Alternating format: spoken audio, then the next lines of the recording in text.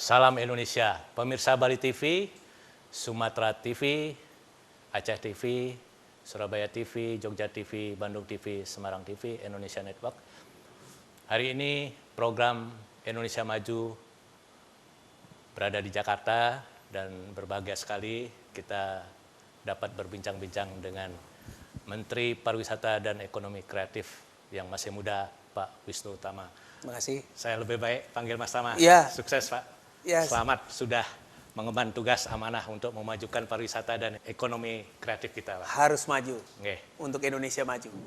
Sudah beberapa hari, mungkin sudah hampir 1 bulan bersama Kabinet Indonesia Maju dan Pak Wisnu Tama mendapat tugas di bidang pariwisata dan ekonomi kreatif.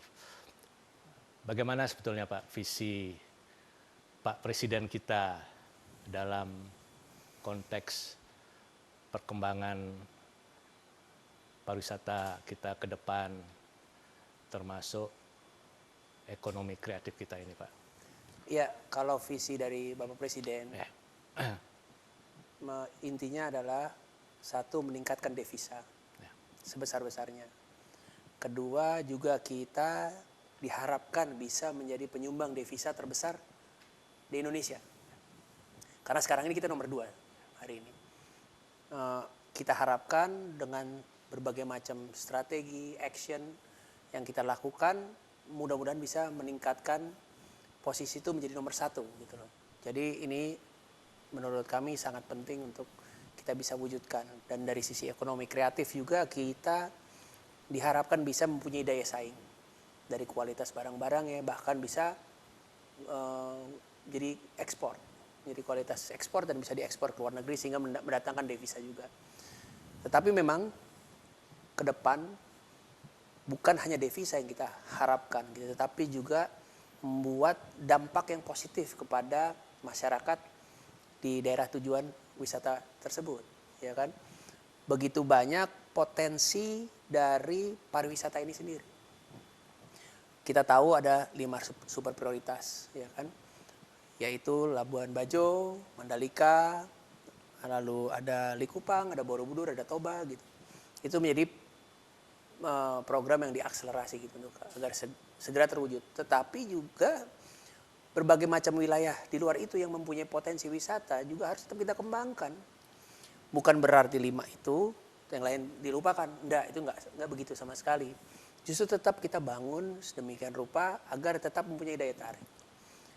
Dan salah satu keunggulan bangsa Indonesia dalam hal ini adalah budayanya, kearifan lokalnya, dan alamnya. Dan itu berkali-kali saya sampaikan dalam berbagai macam kesempatan bahwa ini yang harus kita lindungi. Ini yang harus kita dapat jaga karena justru disinilah gitu loh yang jadi daya tarik yang luar biasa untuk wisatawan mancanegara. Nah, itu juga salah satu tantangannya. Yang bagaimana kita bisa mengemas, mengelola ini gitu. Dan dampaknya adalah untuk kesejahteraan masyarakatnya gitu. Memberdayakan masyarakatnya gitu. Apalagi ditunjang dengan ekonomi kreatif. Ekonomi kreatif tuh banyak sekali yang bisa menunjang, dan ini juga kita akan lakukan melalui ekonomi kreatif ya, karena kami membawa ekonomi kreatif juga saat ini untuk dapat dikembangkan. Banyak yang bisa kita kembangkan di destinasi wisata, misalnya kriya, fashion, ya kan, lalu kuliner, all the way sampai berbagai macam termasuk konten. Itu adalah hal yang saling menunjang, tidak saling mengurangi menurut saya, saling memperkaya antara pariwisata dan ekonomi kreatif sehingga menjadi satu kekuatan yang utuh gitu, bisa punya dampak yang sangat positif ke banyak masyarakat di Indonesia. Itu salah satu yang akan kita kembangkan ke depan. Dan memang banyak macam-macam nih strategi yang akan kami lakukan ke depan. Pertama, kita akan mengusulkan nation branding, satu branding gitu, ya, yang menjadi brandnya Indonesia. Memang sebelumnya sudah ada Wonderful Indonesia, tapi kami berpikir bahwa ke depan kita justru harus membuat sesuatu yang lebih relevan dengan perkembangan zaman ini, apalagi di era digital seperti sekarang ini. Itu salah satu yang penting juga yang kita akan bangun. Begitu juga dengan bukan branding nation branding aja, tapi brand-brand Indonesia juga. Ini juga harus kita bantu, harus kita support. Sehingga produk-produk Indonesia itu bisa bersaing dengan produk-produk luar negeri. Kita tahu beberapa negara, contohnya Thailand, bahkan Fiji, punya brand yang begitu terkenal di seluruh dunia, gitu ya, yang akhirnya bisa menjadi ambasador juga, gitu, menjadi ambasador juga negaranya, merepresent negaranya juga. Dan tidak berhenti di situ saja, kuliner, restoran misalnya. Saya tahu betul Thailand di pertengahan tahun 80-an dia bikin restoran di mana-mana di seluruh dunia, di kota-kota besar. Ya, restorannya juga bukan restoran kelas standar, betul-betul restoran yang berkelas. Menjual makanan-makanan Thailand, karena disitulah awal muasalnya orang tertarik untuk mengunjungi suatu negara dari makanan. Makanan itu juga bisa menjadi sarana promosi tanpa kita sadari. Nah, ini yang salah satu yang membuat Thailand sekarang harus kita akui lebih maju pariwisatanya. Karena mereka punya planning yang begitu panjang gitu ya, dan konsisten, nggak berhenti gitu ya, selalu dibangun terus sampai hari ini. Dan yang sedihnya lagi buat kami, kalau kita setiap ke restoran Thailand udah ada rendang, udah ada sate, udah ada nasi goreng, sudah menjadi makanan dan menu standar di restoran-restoran Thailand. Ini kekayaan bangsa Indonesia, ini budaya bangsa Indonesia, rendang gitu Pak, gitu ya kan. Jadi strategi-strategi itu yang mesti kita lakukan. Begitu juga dengan pemasaran. Pemasaran era digital ini juga harus micro targeting, ya kan? Bisa kita sesuaikan. Kita bisa tahu, oh orang ini suka gunung, kita bisa targeting kalau digital. Oh, orang ini suka pantai gitu. Jangan orang suka pantai dikasih gunung, ya nggak bakal datang, begitu kan? Dan juga sebaliknya. Itu contoh ya, contoh kecil. Kita juga bisa memanfaatkan influencer, content creator dari negara-negara tertentu yang punya pasar untuk datang ke Indonesia. Dan saya pikir cara-cara yang modern, cara-cara yang berbeda kali ini harus berani kita lakukan. Kita harus melakukan terobosan cara pemasaran yang baru gitu. Kurang lebih begitu, Bli. Dan memang saya ambil contoh ya, Bli ya. New Zealand pada saat film Lord of the Ring dibuat di New Zealand gitu ya. Itu pariwisatanya meningkat sangat signifikan. Gara-gara film Lord of the Ring. Satu film loh Pak, gitu ya. Satu judul film. Satu lagi contohnya Singapura. Dia bikin film Crazy Rich Asian. Gara-gara film itu daya tarik Singapura meningkat luar biasa gara-gara film. Nah, ini juga bisa jadi sarana kita mempromosikan, tidak melulu mempromosikan Indonesia dengan cara-cara yang konvensional gitu ya. Nah, jadi memang ini PR kita ke depan, apalagi juga dengan pekerjaan rumah yang diberikan oleh Pak Presiden gitu ya, dengan super prioritas ini. Itu juga bukan hal yang mudah. Beliau mengharapkan tahun 2020 sudah jadi gitu.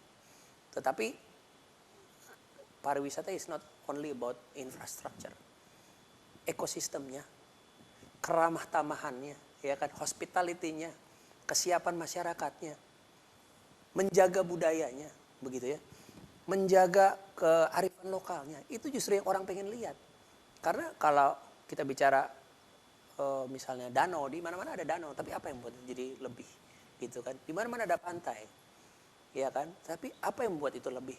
Kan kearifan lokalnya, kan kulturnya, kan budayanya, gitu. Itu yang membuat jadi katakanlah beberapa destinasi wisata di Indonesia jadi sangat menarik, apalagi Bali. Ya, Bali itu daya tariknya di situ. Kulturnya, keramah tamahannya gitu kan. Pada saat kita di Bali itu ngerasa hati ini lega gitu ya, walaupun dengan segala macam problem yang kita punya itu kan karena apa? Karena kultur dan budaya Bali gitu ya.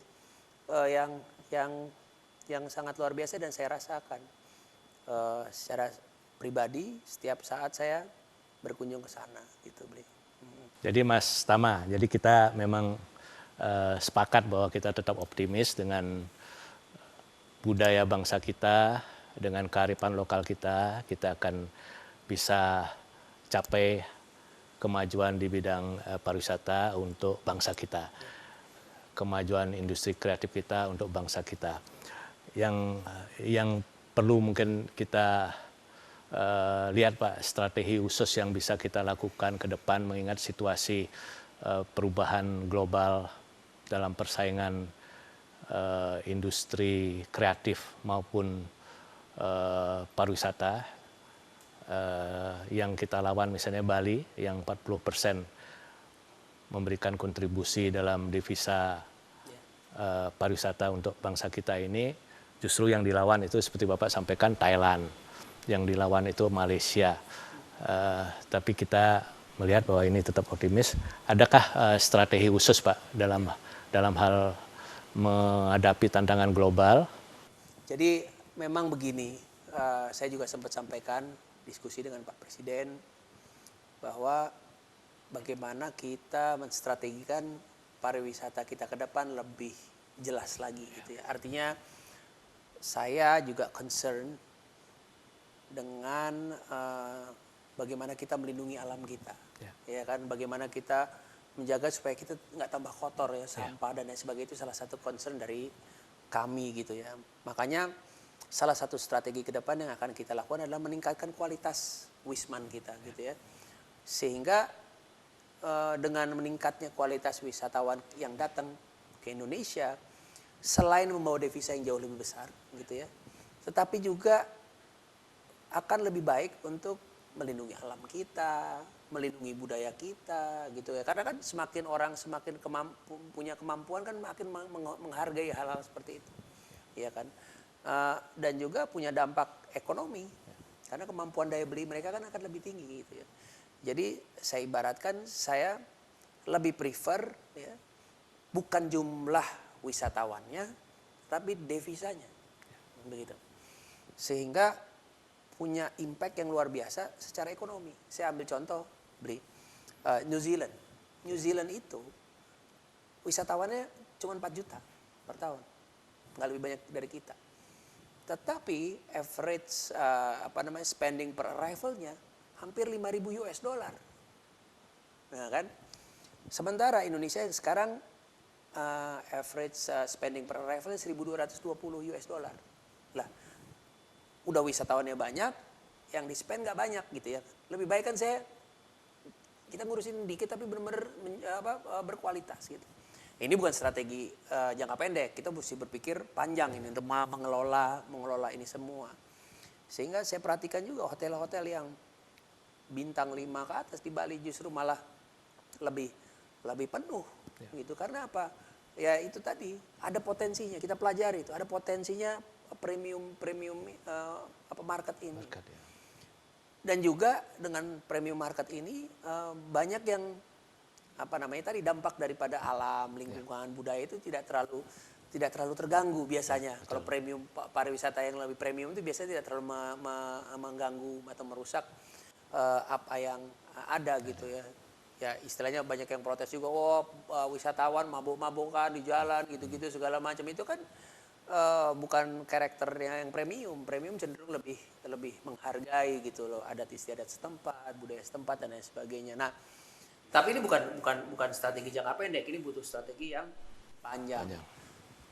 Tadi Beli menanyakan soal strategi juga mengenai perubahan teknologi digital, terutama di kalangan milenial itu. Tadi saya sudah sempat sampaikan bagaimana kita menstrategikan, menargetkan promosi kita lebih tepat, micro targeting istilahnya. Sehingga kita bisa mempelajari melalui digital itu, si A sukanya gunung, si B sukanya ini, si C sukanya ini gitu. Jadi memang lebih presisi di era sekarang seperti itu. Dan juga salah satu yang punya impact atau pengaruh untuk mempengaruhi pikiran orang itu adalah influencer dan content creator. Itu saya pikir sangat punya pengaruh yang luar biasa. Saya kalau ke luar negeri pengen ke satu tempat, saya lihat si ini pergi ke situ makan apa aja sih, restorannya apa aja sih, ya kan gitu. Hotelnya di mana sih? Itu kan referensi daripada YouTubers atau content creator yang lebih membuat kalau yang dari pemerintah resmi itu kan biasanya kan lebih kaku gitu ya. Sementara anak sekarang kan maunya kalau ngomong atau cerita sesuatu kan lebih kayak cuek, santai gitu kan. Itu tadi juga saya sempat sampaikan melalui film, ya kan. Orang tanpa disadari film itu bisa mempengaruhi kita. Ya contohnya Lord of the Ring, orang bertanya-tanya, wih pemandangan seindah ini ada di mana nih? Ternyata ada di New Zealand gitu kan. Atau kota seperti ini dari ternyata di Singapura, Crazy Rich Asian itu. Jadi memang cara-cara seperti itu, marketing seperti itu yang mesti kita lakukan ke depan. Tidak bisa lagi dengan cara-cara konvensional. Ya oke, konvensional masih perlu ya, bukan berarti enggak ya. Tetapi kita harus punya sesuatu yang lebih bisa dipertanggungjawabkan gitu loh hasilnya. Karena kan kalau dengan digital kita tahu, oh yang lihat berapa juta gitu kan. Oh engagementnya berapa banyak begitu loh kan. Oh commentsnya berapa banyak gitu. Jadi itu akan lebih punya tolak ukur buat kita gitu loh. Kalau iklan aja kan kita nggak tahu siapa, misalnya iklan TV atau billboard, siapa sih yang lihat beneran gitu ya. Kita pasang billboard di tengah-tengah segitu banyak billboard, siapa sih yang lihat gitu kan. Itu juga mesti kita review ulang gitu. Nah, yang penting juga tadi SDM-nya. SDM-nya kita sesuaikan, kita tingkatkan sesuai dengan perubahan zaman ini gitu ya. Mempelajari apa kebutuhan-kebutuhan kita. Nah, itu salah satu yang menjadi fokus kita utama, bagaimana SDM kita sanggup nih dengan membangun infrastruktur segini di super prioritas itu misalnya siap apa tidak SDM-nya, hospitality-nya siap apa enggak, ya kan, budaya dan kulturnya siap nggak untuk terlihat merasa gitu loh. Kalau kita misalnya ke tempat A kita berasa oh ini kulturnya berasa sekali gitu, itu kan kelebihannya. Bukan justru kita berlomba untuk menjadi tempat wisata yang modern yang canggih, misalnya kayak kita compare ke Sydney atau kita compare ke Los Angeles. Ya mereka modern, kita nggak usah ikut-ikut ke arah ke sana.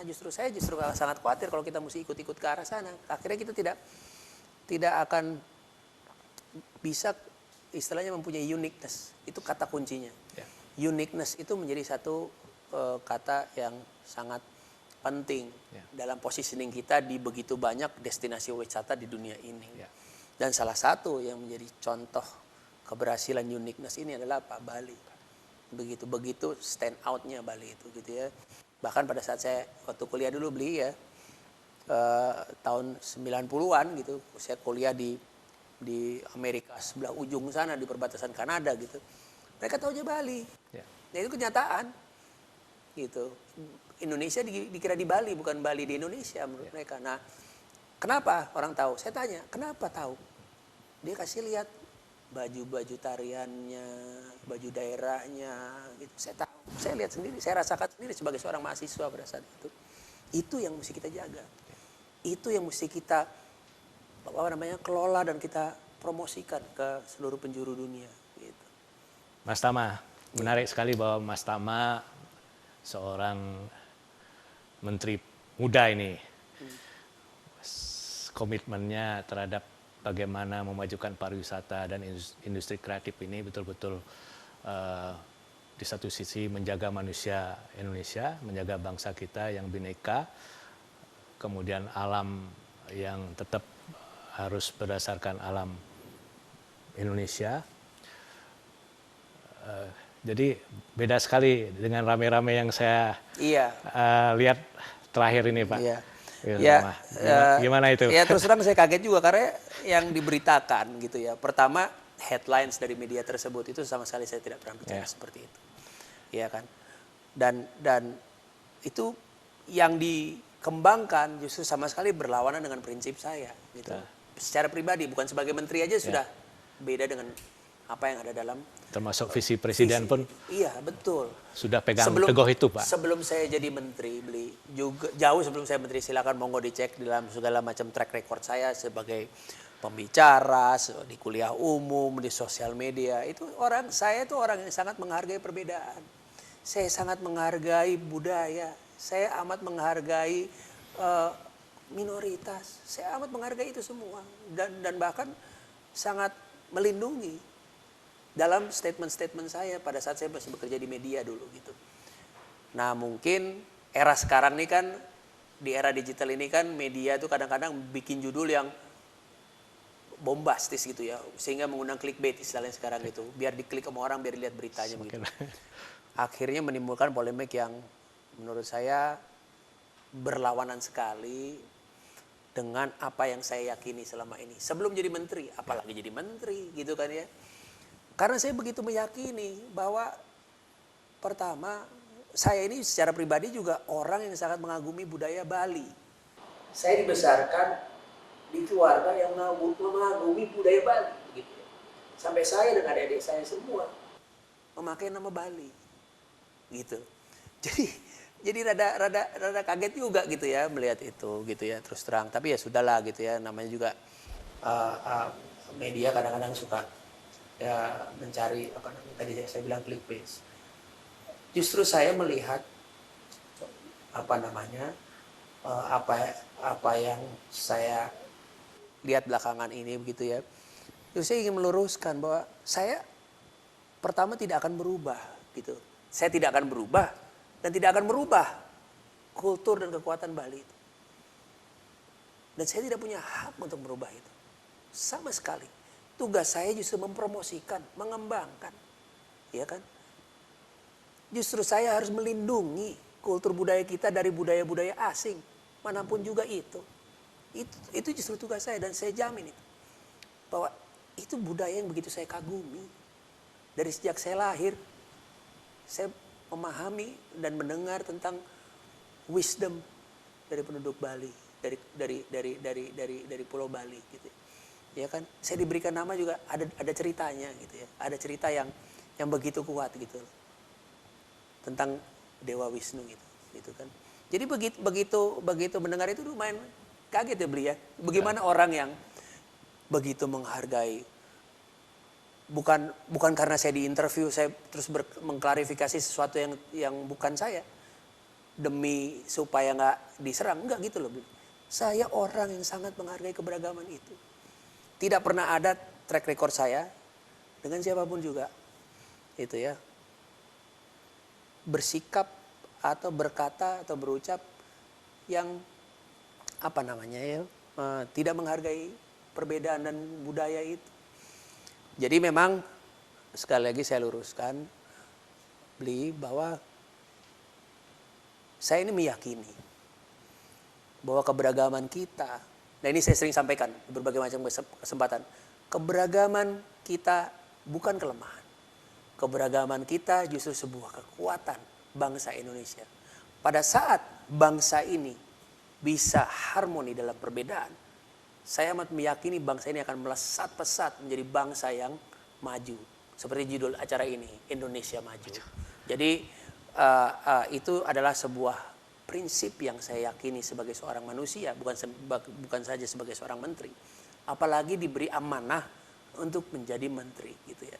Jadi sekali lagi beli terima kasih nih ya dengan interview ini. Mudah-mudahan saudara-saudara kami di Bali, saudara-saudara kita di Bali dapat memahami dan nggak usah khawatir, nggak ada setitik pun dalam pemikiran saya gitu untuk merubah itu. Memang semua budaya maksud saya wisata, tempat wisata itu harus welcome dengan semua berbagai macam golongan. Itu membuat wisata itu jadi sukses. Iya kan? Mau agamanya apa, bangsanya apa, backgroundnya apa, harus kita welcome. Harus kita bisa menyediakan, harus friendly dengan semuanya. Istilah saya itu friendly yang saya pakai. Friendly kepada semua orang. Itu tidak spesifik kepada salah satu, salah dua, atau salah tiga. Semua. Itu yang membuat Bali jadi seperti hari ini. Itu yang membuat Bali menjadi bisa menyumbang devisa 40%. Karena itu, dan saya tahu betul itu. Saya tahu betul itu. Bukan saya tidak tahu gitu. Jadi kurang lebih begitu beli. Jadi memang saya juga tidak akan berubah dengan prinsip-prinsip itu gitu loh. Semua tempat destinasi wisata bukan hanya Bali juga punya keunikan sendiri. Gitu yang saya tidak ingin merusak itu kebudayaannya, apalagi alamnya. Sebenarnya alam jadi problem kan sekarang. Betul. Yang harus kita jaga alam di Bali ini. Saya khawatir seperti itu justru sebetulnya beli, kalau boleh jujur, saya khawatir budaya dan alam Bali yang malah terganggu. Saya khawatir. Awal saya jadi menteri, yang saya khawatir yang ada di kepala saya ya, justru bagaimana melindungi itu. Bagaimana membuat kalau kita ke Ubud itu tetap berasa seperti Ubud yang dulu gitu ya. Saya jujur malah berharap seperti itu. Bukan jadi tiba-tiba jadi peradaban yang berbeda gitu. Enggak mungkin gitu. Ya. Kurang lebih gitulah beli jelasan saya. Pemirsa Bali TV Indonesia Network, kita tetap optimis Indonesia maju bersama Pak Wisnu Tama. Pariwisata maju, budaya dan kearifan lokal yang bineka justru menjadi kekuatan kita untuk memajukan bangsa kita ini. Selamat Pak Wisnu, Terima kasih. semoga sukses. Terima kasih Oke, Bli terima kasih. sudah datang ke Oke. sini. Terima kasih banyak.